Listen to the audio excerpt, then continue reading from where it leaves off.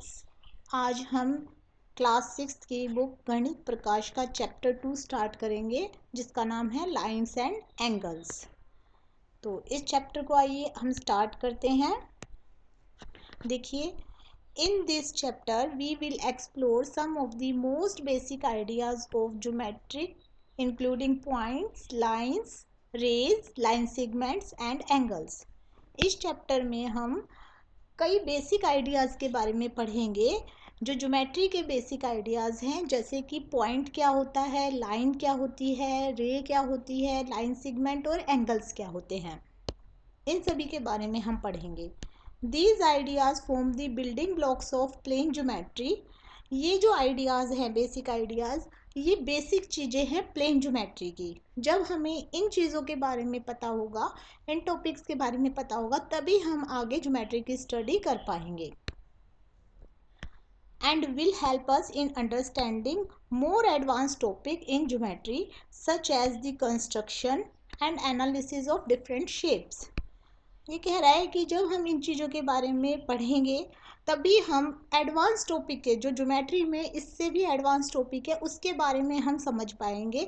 जैसे कि किसी भी शेप की कंस्ट्रक्शन कैसे होगी या किसी भी अलग अलग तरीके की शेप का एनालिसिस हम कर पाएंगे जब हमें इनकी नॉलेज होगी तब।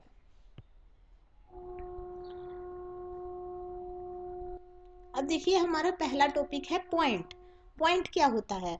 Mark a dot on the paper with the sharp tip of a pencil. एक आप पेंसिल ले लीजिए और उसको अच्छे से शार्प कर लीजिए। उसको जब आप पेपर के ऊपर रखोगे तो एक डॉट बन जाएगी। आप एक डॉट बना दीजिए उससे। The sharper the tip the thinner will be the dot. जितनी पतली आपकी पेंसिल की टिप होगी उतनी ही थिन जो है डॉट लगेगी। This tiny dot will give us an idea of a point. ये जो टीनी डॉट है, ये जो छोटी सी डॉट लगेगी, ये हमें पॉइंट का आइडिया देती है कि पॉइंट क्या होता है। जो डॉट लगेगी उसी को हम पॉइंट कहते हैं।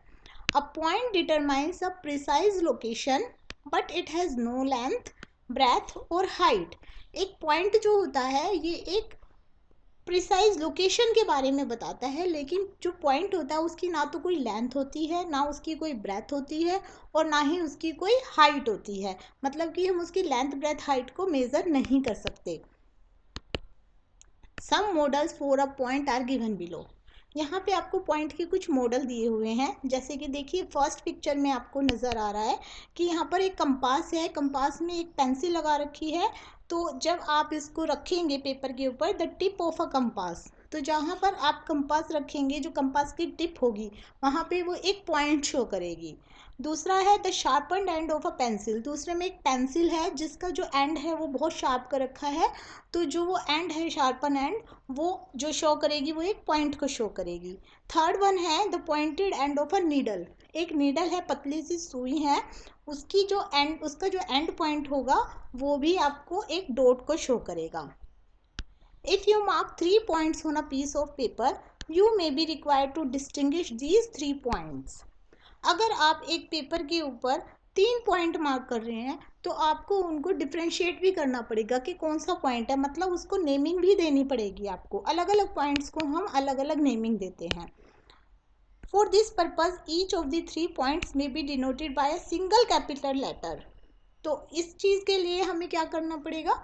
जो इंग्लिश के अल्फ़ाबेट्स होते हैं उनको हम कैपिटल लेटर में लिखते हैं। जैसे कि कैपिटल ए नाम दे दें हम किसी पॉइंट को, दूसरे पॉइंट को हम कैपिटल बी नाम दे दें। अब यहाँ पे हमें 3 डॉट्स दिखा रखे हैं और इन्होंने अलग अलग नाम दे दिए। पहले पॉइंट को इन्होंने कैपिटल जेड दिखा दिया, दूसरे पॉइंट को कैपिटल टी से शो कर दिया और तीसरे पॉइंट को कैपिटल पी से शो कर दिया। तो आप जेड टी पी की जगह कोई और भी अल्फ़ाबेट ले सकते हैं, इंग्लिश का कोई भी अल्फ़ाबेट, बट आपको सिर्फ उसको कैपिटल लेटर से शो करना है।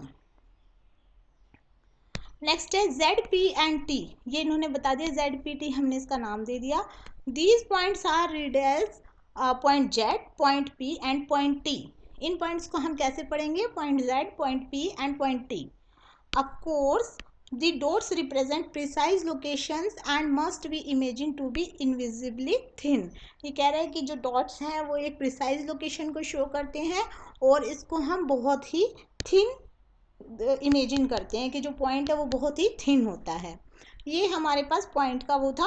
अब देखिए, जैसे कि यहाँ पे मैं आपको बता दूँ, एक ये सिंपल सी डॉट लगा दी, ये पतली सी डॉट है, इसको मैं ए पॉइंट नाम दे सकती हूँ।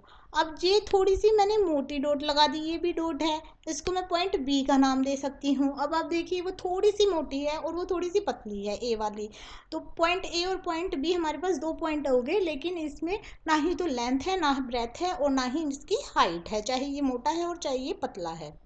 ये हमारा पॉइंट का टॉपिक था। इसके बाद हमारा आ जाता है सेकंड है लाइन सेगमेंट। लाइन सेगमेंट क्या होता है? Fold a piece of paper and unfold it. आप एक पेपर का पीस ले लीजिए, जैसा कि यहाँ पे पिक्चर में भी दिखा रखा है, और आप उसको फोल्ड कर दीजिए, किसी भी तरह से फोल्ड कर दीजिए जैसा आपका मन करे। फोल्ड करने के बाद उसको फिर आप खोल लीजिए। Do you see a crease? तो आपको एक क्रीज नजर आएगी, एक लाइन सी नजर आएगी जहां से आपने उसको फोल्ड किया है। This gives the idea of a line segment. ये जो लाइन है, ये जो क्रीज बनी है, ये आपको लाइन सेगमेंट के बारे में बताती है। It has 2 end points A and B. जो यहाँ पर पिक्चर है, इसमें आपको एक क्रीज दिखाई दे रही है, एक लाइन दिखाई दे रही है, तो इसके एंड पॉइंट्स का नाम डाल दिया ए और बी। तो यहाँ पे जो लाइन सेगमेंट है, इसके 2 एंड पॉइंट है A and B. Mark any 2 points A and B on a sheet of paper. एक पेपर की शीट पे कोई भी 2 पॉइंट आप मार्क कर दीजिए। पहले पॉइंट का नाम ए डाल दीजिए, दूसरे पॉइंट का नाम बी डाल दीजिए। Try to connect A to B by various routes. अब आप क्या कीजिए कि अलग अलग तरीक़ों से, अलग अलग रूट से ए और बी को मिलाने की कोशिश कीजिए। जैसे भी आप मिला सकते हैं, जैसे कि मैं यहाँ पर आपको कहूँ कि जैसे मैंने यहाँ पर एक ए पॉइंट ले लिया, यहाँ पर मैंने बी पॉइंट ले लिया। अब ए और बी को मिलाना है, तो आप किसी भी तरीके से मिला सकते हो। ऐसे भी मिला सकते हो, ऐसे भी मिला सकते हो, ऐसे भी मिला सकते हो जिग-जैग करके, ऐसे भी मिला सकते हो, और सीधा भी मिला सकते हो। तो आप कई तरीके से मिला सकते हो। जिसने कहा है कि अलग अलग तरीक़ों से आप इसको मिलाइए। But is the shortest route from A to B. तो ये कह रहा है कि सबसे छोटा रूट कौन सा होगा ए और बी को मिलाने वाला। This shortest path from point A to point B including A and B as shown here is called the line segment from A to B. यहाँ पर जो सबसे शॉर्ट पाथ होगा, जो सबसे छोटा वाला पाथ है, सबसे छोटा कौन सा है? ये जो सीधी लाइन गई है, ये वाली, इसको हम क्या बोलेंगे? लाइन सेगमेंट बोलेंगे। ये जो हमने टेढ़ी मेढ़ी लाइन लगाई है, इसको हम लाइन सेगमेंट नहीं बोलेंगे। लाइन सेगमेंट बिल्कुल सीधा होता है। इट इज़ डिनोटेड बाय इधर ए बी और बी ए। अब यहाँ पर जो ये लाइन सेगमेंट हमें मिला है, इसको लिखने के 2 तरीके हैं। या तो आप ए बी करके इसके ऊपर एक लाइन लगा दो, या फिर आप बी ए करके इस पे एक लाइन लगा दो। दोनों ही तरीके ठीक है, दोनों का ही मतलब सेम ही है, ए बी लाइन सेगमेंट या बी ए लाइन सेगमेंट। तो इसको आप ऐसे लिखेंगे, the point A and B are called the end points of the line segment A B. और ए बी इसके क्या हैं? इसके एंड पॉइंट्स हैं। तो जो भी हमारे पास लाइन सेगमेंट होगी, उसका लिखने का तरीका मैंने आपको बता दिया है। उसके एंड पॉइंट्स को लिख देंगे और उसके ऊपर एक लाइन लगा देंगे सीधी। इसके बाद नेक्स्ट टॉपिक आ जाता है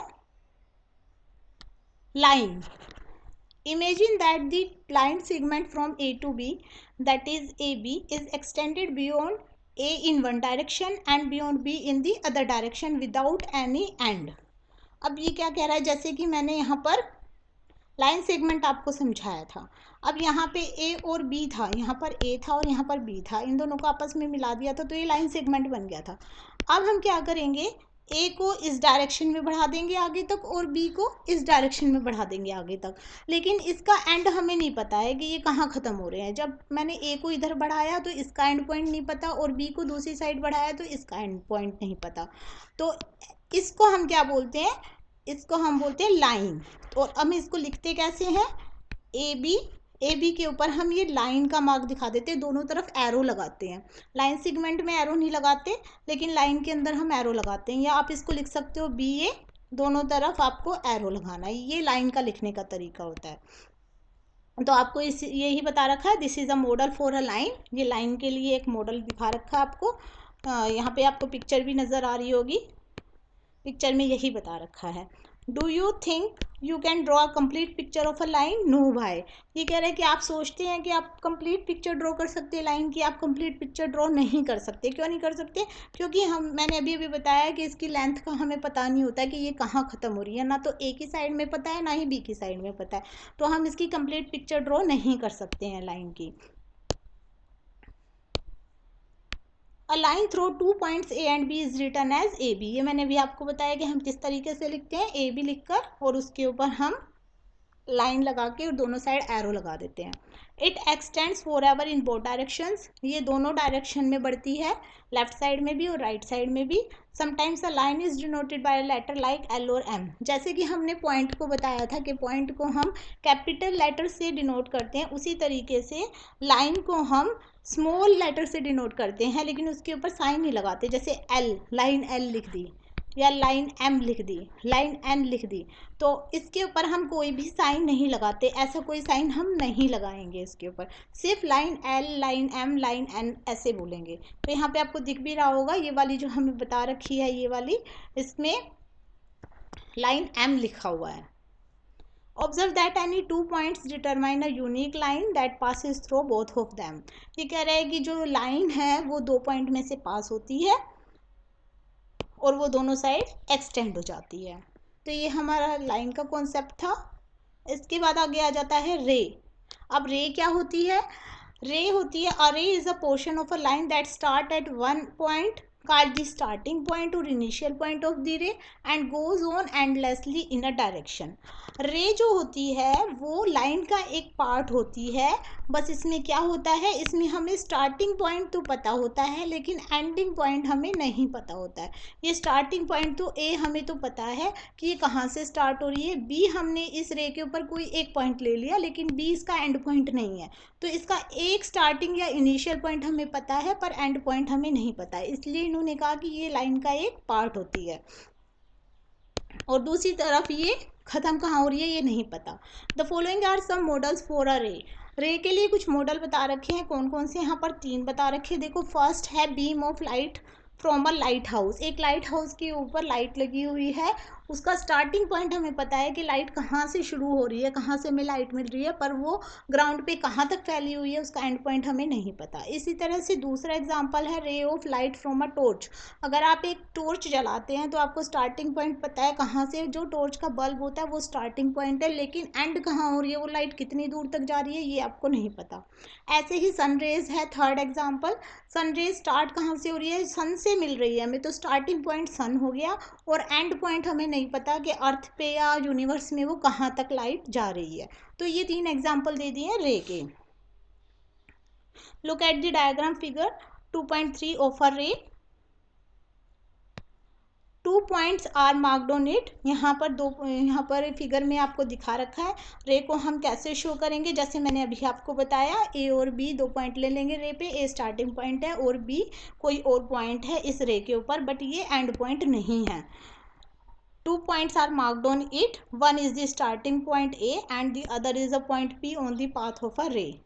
रे के पाथ पर दूसरा पॉइंट है। वी देन डिनोट दी रे एज ए पी।